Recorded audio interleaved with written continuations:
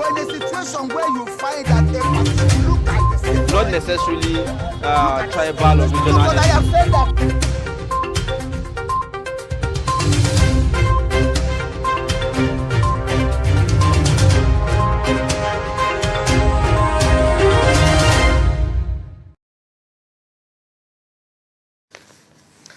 All right, thank you for staying. If you're just joining, you're watching Daybreak, reaching you live from the nation's capital. Now we'll be taking a look at the dailies on Daybreak. We have in the studio Nuruddin Abdallah, editor of 21st Century Chronicle, to give us perspectives on some of these stories. Thank you for joining us on Daybreak. Thank you, Mr. Yu. All right.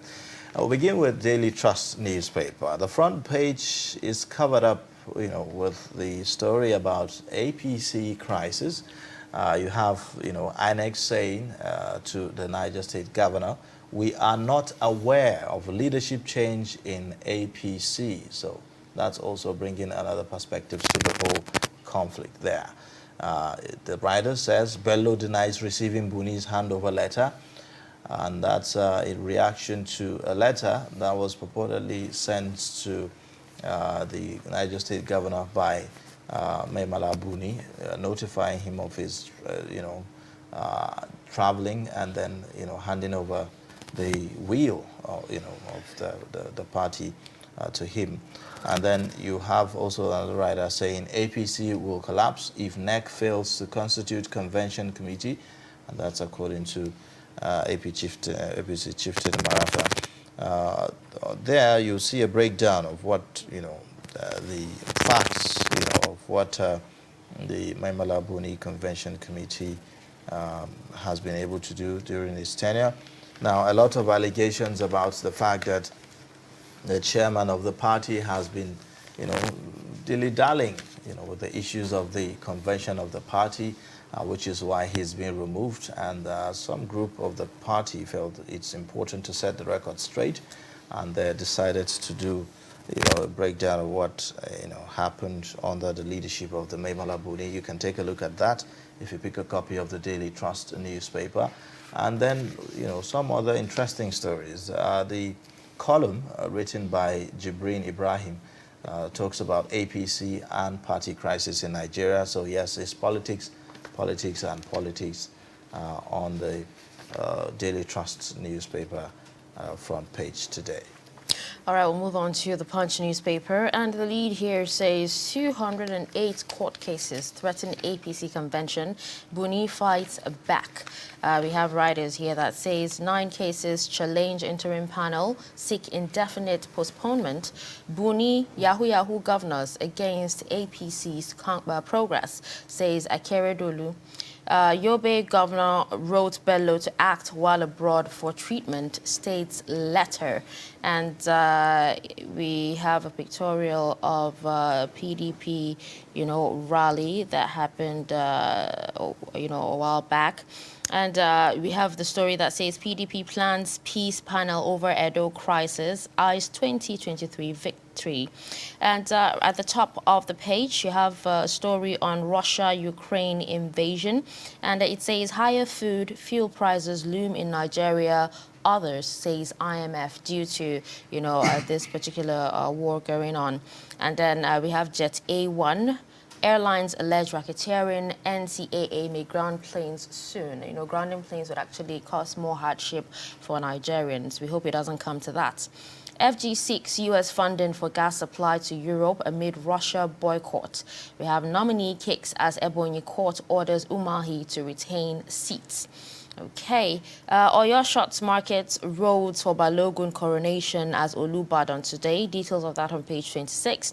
Arrested BRT driver raped me inside bus, says victim, presents evidence. Wow, yet another victim has actually, come out with evidence. Okay, Oshun Babayemi vows to fight on as PDP recognizes Adeleke. And these are some of the stories that made it to the front page of the Punch newspaper. All right, now let's take a look at the Nation newspaper this morning, having a similar story leading, the political story about the APC. It says Buni, Malami, Emefiele to confer with Buhari in the UK. At the top there, you would see 11 killed in Kaduna, Benue bandits, gunmen raids, and then you see Umahi begs judge, gets order to stay. Excitement as Olubadan is installed. And then you see another one there, banks suspend ATM, POS transactions abroad. So these are some of the stories. Now, APC needs 21-day notice to change Buni, says INEC. So that's entirely another angle to the whole story. It declines invitation to parties' NEC meeting. Wow. Well, we'll get to see how all of that unfolds, but these are the stories on the front pages, on the front page of the Nation newspaper. All right, I will take one more from the Guardian newspaper. And, we have a story that's the lead that says, why Southeast ranks low in VAT collection. And you can see pictures of some of the Southeast governors, Anambra, Enugu, Imo, Abia, and Ebonyi State. And right below that, Buni backers vow 10 million man welcome for the ex-CECPC chair on Monday. The details of that on page 3. We have Chelsea banned from offering new contracts, trading players following Abramovich's sanctions. And you can find that on the front page. Troops kill 121 Boko Haram fighters and bandits in Borno and Katsina. And then we have reactions as alleged killer of Super TV boss Chidinma emerges Miss Cell 2022. And on the footnote is the big story about party crisis of character. And these are the stories on the front page of the Guardian newspaper. All right, now let's get perspectives to this. We told you we have Nuruddin Abdullah, and he's here with us in the studio, the editor of 21st Century Chronicle, to give us perspectives. Thank you again for joining us this morning. Thank you. All right. Well, politics, it's all over the place on our papers this morning, specifically talking about the APC crisis. It's been from one revelation to another. Some letters emerged and went viral on social media. And then all of a sudden now we are hearing that INEC is saying it doesn't even recognize any party, leadership change within the APC. So this is leading us to another dimension, or another level, of the crisis. You see, we thought that with the 26 March date scheduled for the National Convention, we thought that all the katakata has been done with. But unfortunately, APC's conflict management mechanism is very poor. They always try, and I don't know why, to make mountains out of molehills. They don't tackle issues when they were emerging until they allow those issues to snowball into something else. Another thing, most of the characters in APC, despite their exposure, their experience, and their knowledge, always try to play to the gallery. That is what we experienced from Monday up till this morning. I was talking to you. People who have been taught in pole of power for almost 20 years are playing to the gallery. They behave like students activists. Do you understand? Issues that would have been simply tackled within a boardroom now has been allowed to filter into something else. Look at the confusion. Well, it's all about the convention, isn't it?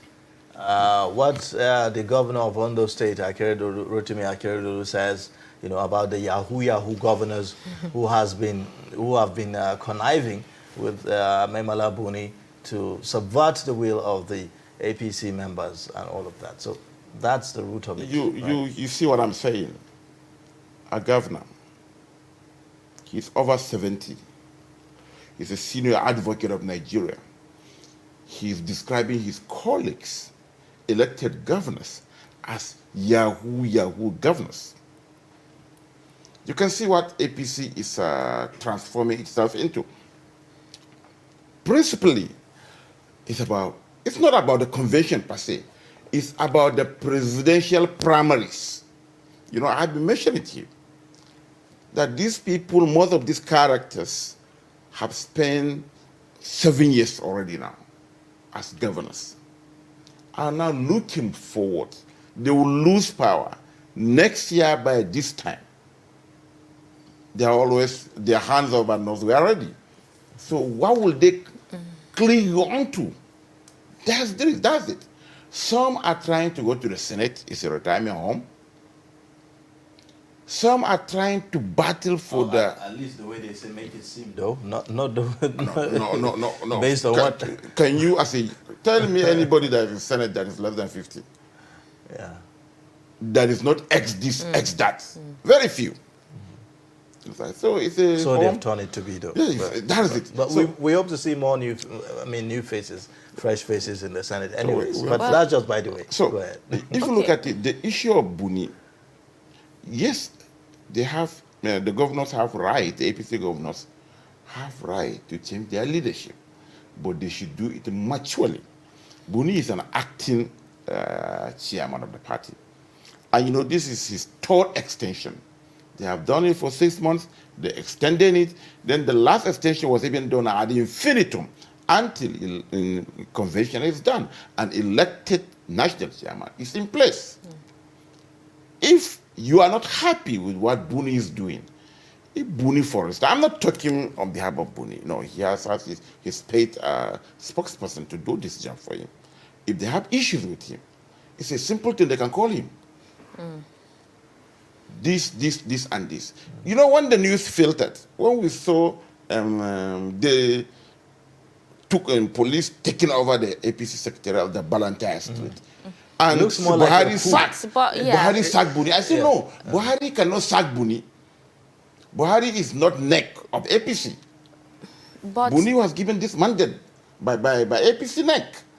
So it's simply but in a democracy, with the kind of democracy that we run, it's like what the president says is final as leader of the party, you know. What I'm saying here is this: Buni was sworn in. At least whatever it is the president's bidding, but at least choreograph it to look democratic, even though it is not. But does he have the right to sack him? No, that is one.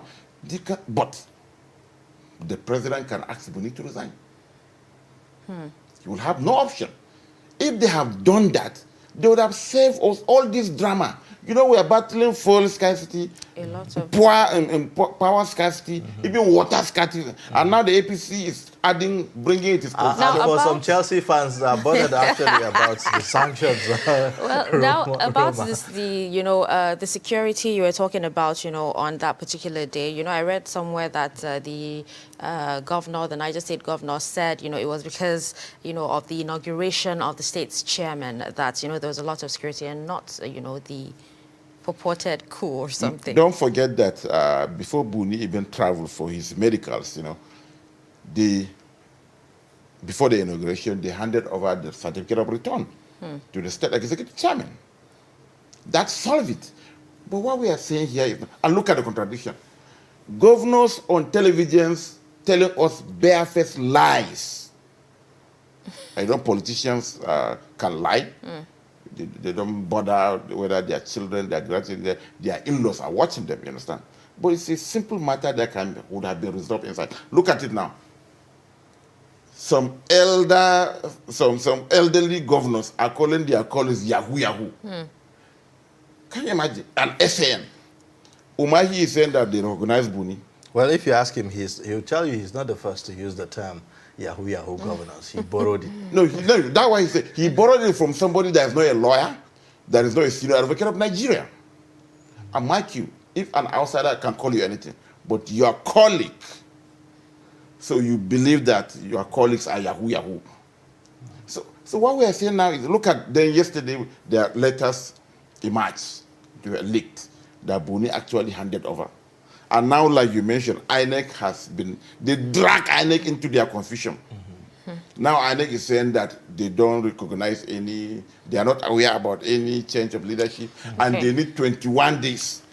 Well, there actually seems to be, I don't know, the whole controversy, there seems to be no end in sight. And, this is talking about the convention, coming up very, very soon as well. And we have Marafa saying that APC will collapse if INEC fails to constitute a convention committee. There's another dimension to the problem. But the way I see it, it's not the convention per se. Like I said many times here, the convention, there is so much tension over the convention. Do you know why? Because you are trying to put your people that will serve as stepping stone for you to emerge during the APC primaries.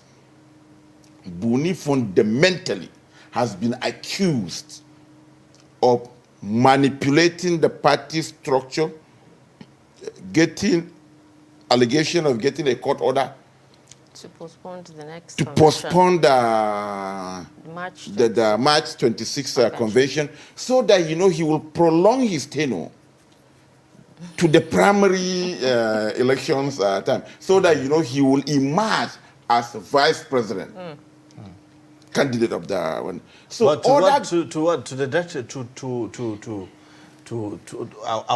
putting what at risk now, because a lot is at stake, if he tries to do that. Because what may eventually happen is that even the APC may lose out in the whole game. We are talking about June 3rd, is it June 6th or June 3rd now, the date given by INEC for all political parties to have concluded their primaries. So that definitely has an implication on the APC, looking at the time frame that we have, isn't it? Since APC was formed, they have not done any competitive primaries. What they will do is primaries by affirmation. Like the allegation against Buni, he is buying time so that, all this horse trading would have been completed.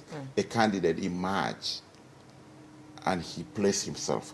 Since he controls the party machinery, he should be able to present himself as the vice president. You understand? Likely there will be a southern.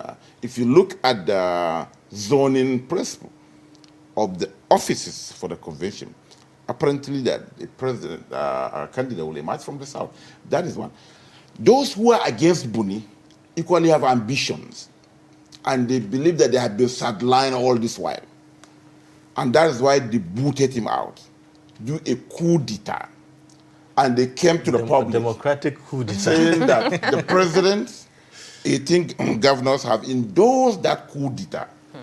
And Buni, he can only come back as governor of Yobe, not as APC chairman. But if we consider that letter, that even though we cannot confirm or verify the authenticity of that letter, that says the Buni, before traveling, for that medical trip, handed over to the governor of Niger State. Would we still consider that as a coup? And what transpired Monday, Tuesday gave credence to this fact that he indeed handed over, even though Bello is denying that he didn't see any handover letter. Because they asked him, you remember on Monday, why are you here? He said, no, I'm here on an acting capacity. Then later, the narration keep on changing. Kaduna State Governor spoke on channels. Yesterday, I overheard him speaking in Hausa. He's recognizing this letter, that indeed Buni handed over. So look at the confusion. They have every right to change Buni, but do it with semblance of democracy. The president has endorsed this. Now they are saying that Buni is in the UK. Another issue to the dimension to the conflict is about the national secretary of that committee.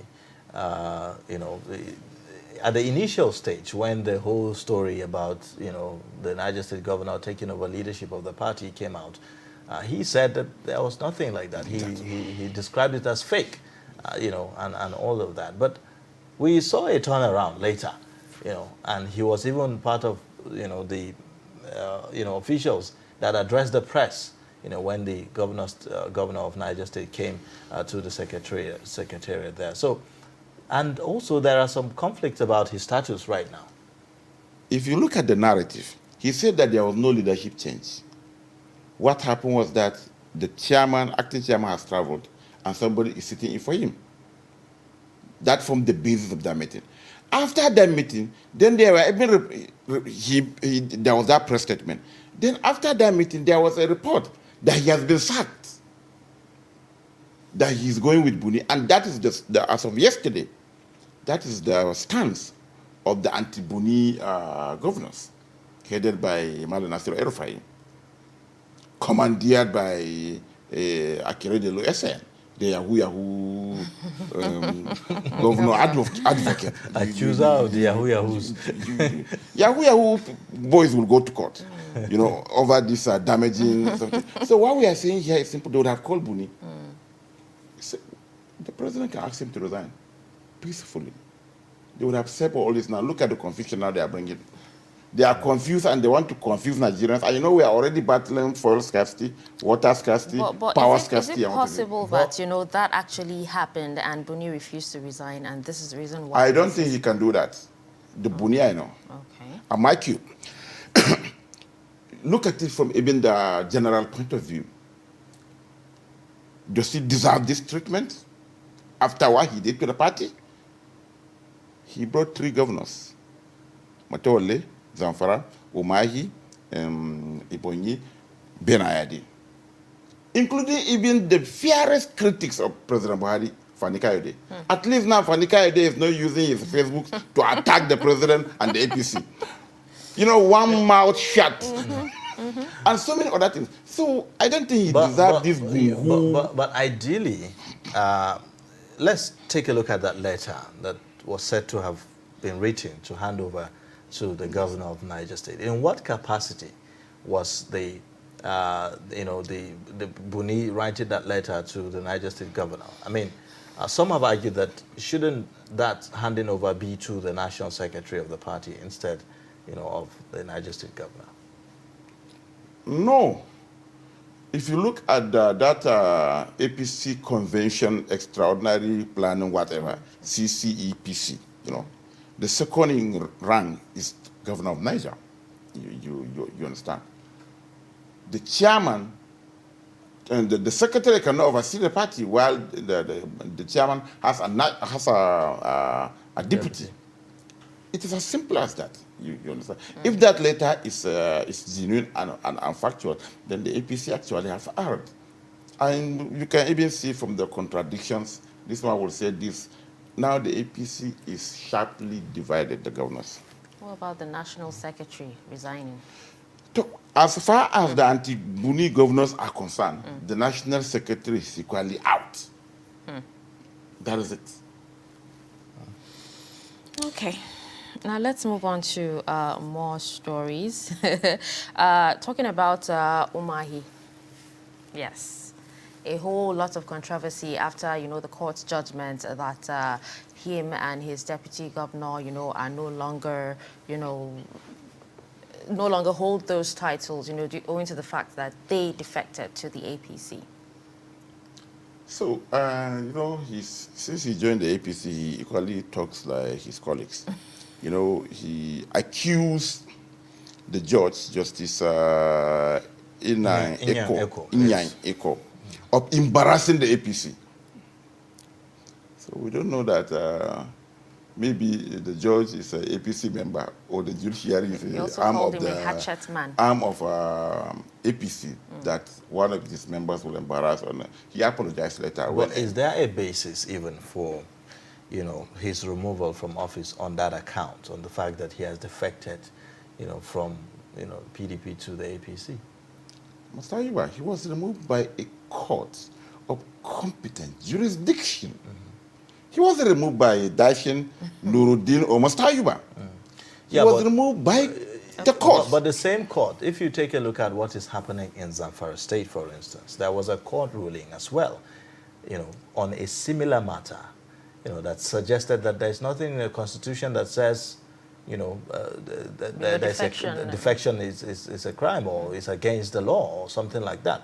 And the court in Gusau also said that, it has no jurisdiction to even entertain, that conflict because it's neither a pre or post-election matter.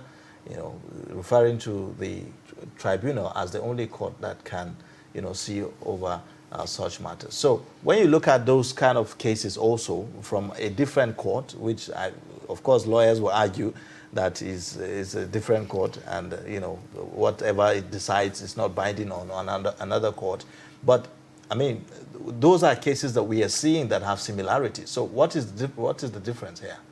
I'm surprised that you are surprised that there is this conflict among the courts. Have you forgotten? Look at the PDP crisis. When court of similar jurisdiction are dishing out conflicting orders, look at when Secondos was being removed. He was suspended by High Court in Port Harcourt. His supporters went to Maiduguri at the peak of the Boko Haram and secured an order.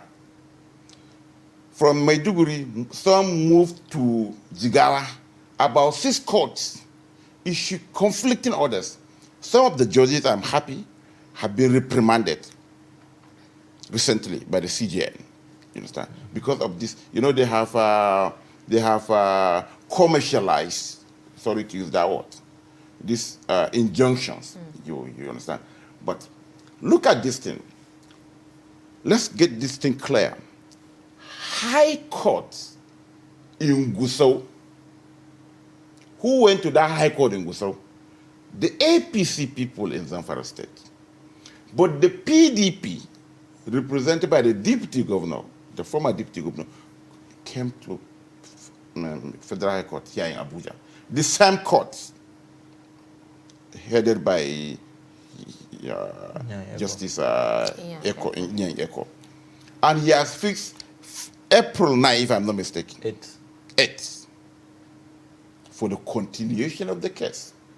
So I think what we should wait and see is, what I want people to understand here is this.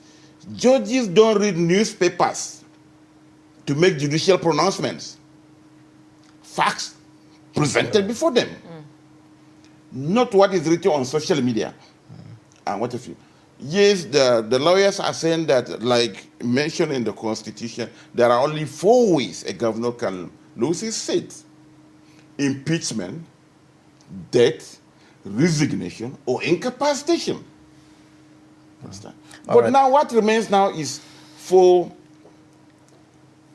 Umahi to go not to another court of coordinate jurisdiction, to a higher court. Okay. All right, let's look at, let's leave politics. I mean, this issue will continue to unfold, and we'll keep a tab on that to just bring you all the updates as they occur. Now, let's take a look at this story about FG seeking U.S. funding for gas supply to Europe amid Russia boycott. So our federal government is, applying to the United States for funding for us to be able to supply gas to the U.S. This is amidst the whole Russia-Ukraine crisis and all of that. Do we have an advantage here? So now you are saying that we have a product that we want to supply to another country, and we are begging the country to give us money. Is that what you're saying?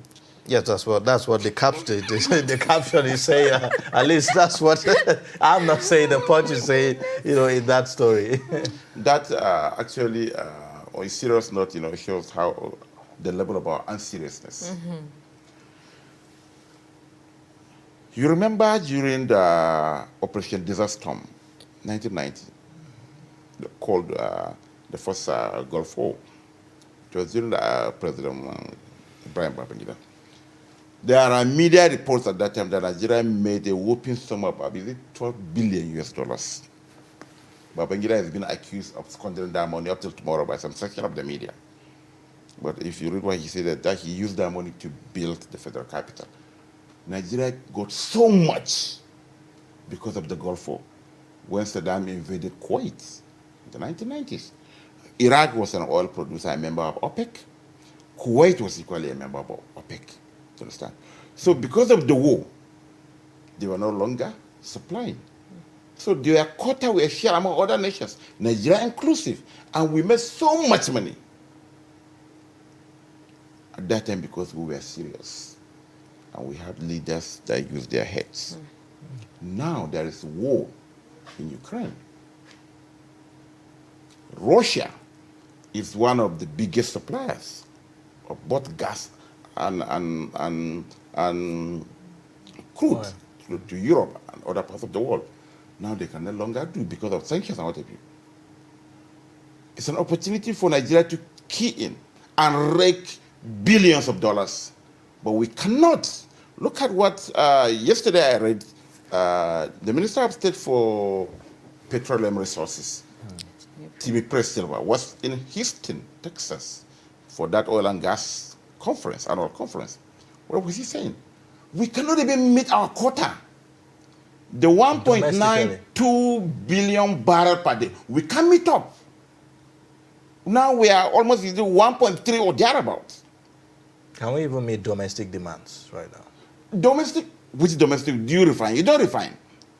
You give that quota to NNPC to sell and import. You understand? So we can't even make money. Normally, we can't even meet up our OPEC quota. If we can meet up our OPEC quota with the crisis in Ukraine, what simply means we will ask OPEC, we have so much product. Increase our quota so that we make so much money, like Nigeria made during the Gulf War, the first Gulf War. But we cannot meet up. And why? The minister yesterday was saying that because some IOCs are exiting the country. He mentioned ExxonMobil, he mentioned the Shell. And mark you, crude exploration is a multi-billion-dollar business. Only the serious people go there. Why are they exiting? Why? But isn't the PI Act, for instance, passed into law for such a time as this, so that Nigeria can be able to benefit more from some of these things, and to create that environment that will be favorable to some of these IOCs? The PIA you suspended because of political consideration. You can't eat, yes, you can't eat your cake and have it again. You have to do away with subsidy. Few number of Nigerians are enjoying the subsidy. But because it's an election year, you don't want your party to lose.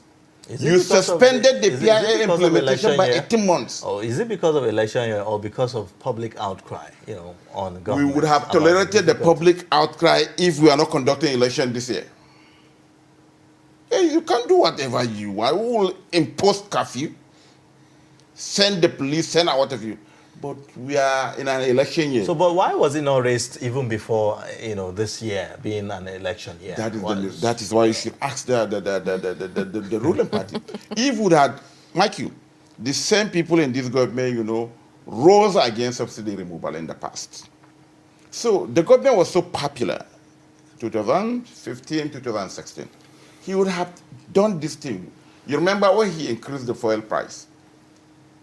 People, NLC came out shouting, but Nigerians chased them away from the streets. That was the best opportunity for him to do this. But unfortunately, because the economics around him were not seeing well, he was not advised. Until now, when he was to do the right thing with the dwindling fortune of our economy, because look at the receipt we get.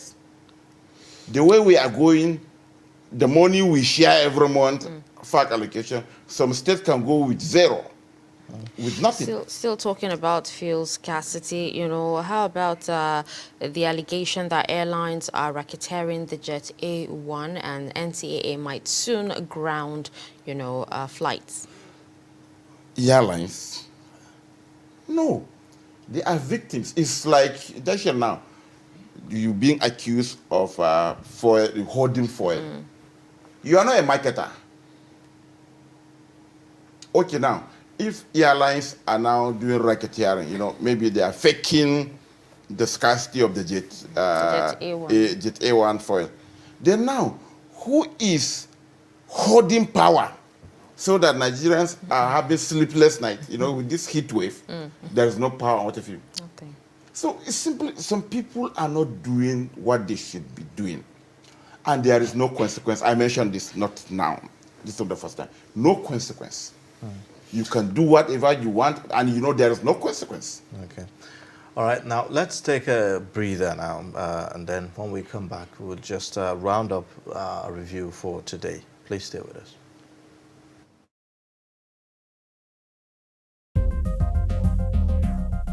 This is Trust TV, documenting the Nigerian story. Coronavirus disease, COVID-19, is an infectious disease caused by SARS-CoV-2 virus. Most people who fall sick with COVID-19 will experience mild to moderate symptoms and recover without special treatment. However, some will become seriously ill and require medical attention.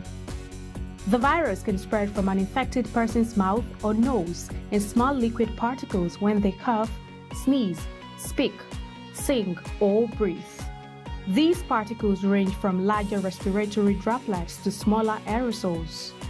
You can be infected by breathing in the virus if you're near someone who has COVID-19, or by touching a contaminated surface and then touching your eyes, nose, or mouth. The virus spreads more easily indoors and in crowded settings. Maintain a safe distance from others, at least 2 meters, even if they don't appear to be sick. Wear a mask in public, especially indoors or when physical distancing is not possible. Clean your hands often. Use soap and water or an alcohol-based hand sanitizer. Cover your nose and mouth with your bent elbow or a tissue when you cough or sneeze. Stay home if you feel unwell. Get vaccinated. Properly fitted masks can help prevent the spread of the virus from the person wearing the mask to others. Masks alone do not protect against COVID-19 and should be combined with physical distancing and hand hygiene.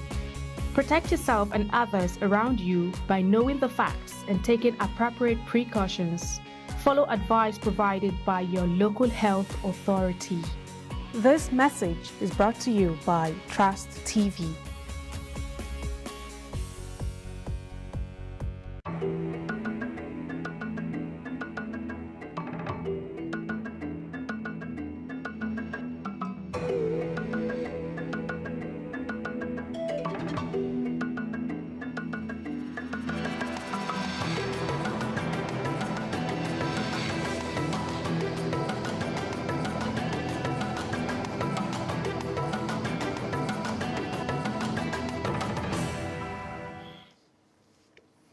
All right, thank you for staying. You're watching Daybreak, reaching you live from the nation's capital in Abuja. And we have Nuruddin Abdullah, editor, 21st Century Chronicle, giving us perspectives on the stories on the front pages of our newspapers this morning. Now, just before we round that up, we'll take a look at one more story about the, conflict, in Lagos State.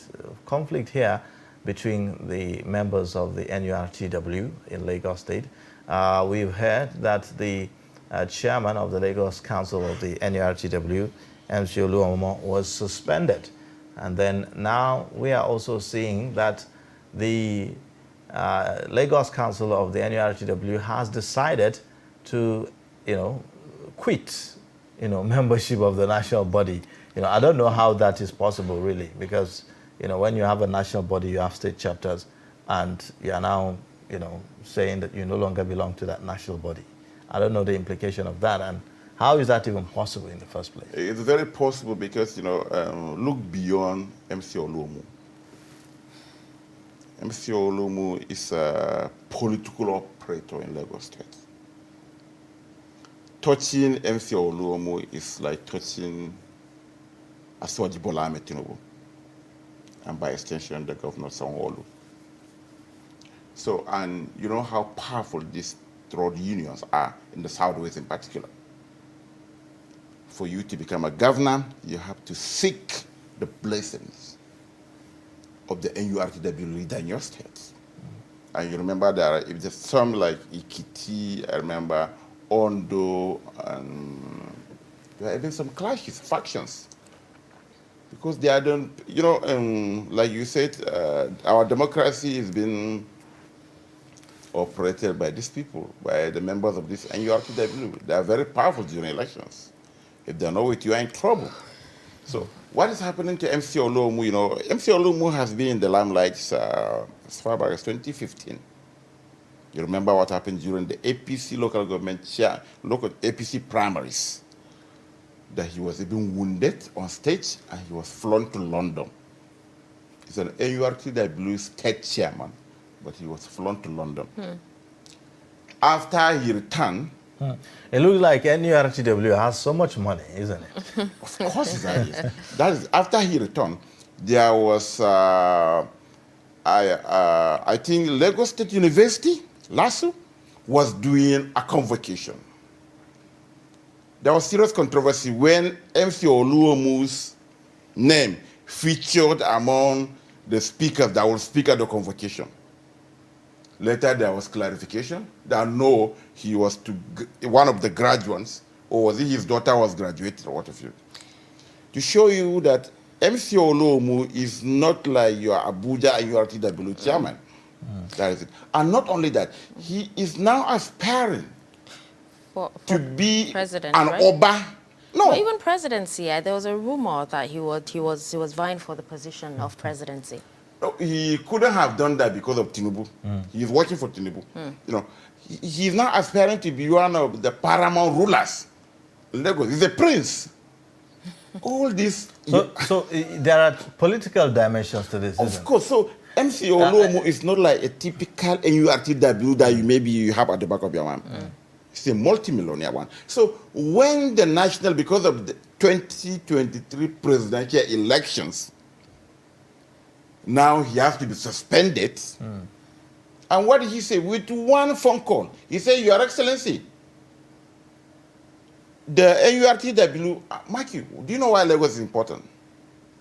It's the economic capital of Nigeria. So, and the national body is accusing the Lagos chapter, the chairman in particular, MT Oluomo, of insubordination, and that, you know, on the other hand, the Lagos chapter, the chairman, is accusing the national body of interfering, you know, in, you know, Lagos chapter's activities and all of that. You know, MC Oluomu is richer than almost, to be moderate, is richer than other southwest states, southeast, and south-south combined, because this is Lagos. So he controls the largest chunk of the revenue for the NURTW. So that is why the national leadership has to tread carefully with him. And look at what they did. Insubordination, he said yes, he was suspended, and what happened? They said that we are pulled out. Now they have to come back begging, or else they will lose all the revenue. And mind you, he has the support of the government. So they can create another union and chase away anything. And you are still in all the Lagos parks. Okay. All right. Already they're actually saying thank that to you the so state government. much. So, well, we'll get to see how all of that on our unfolds. side right now. Thank you so much. most welcome. Editor 21st Century Chronicles, talking about Nuruddin Abdullah. Thank you so much for gracing us. But in a situation where you find that a look like the same, Not necessarily tribal or regional. but I have said that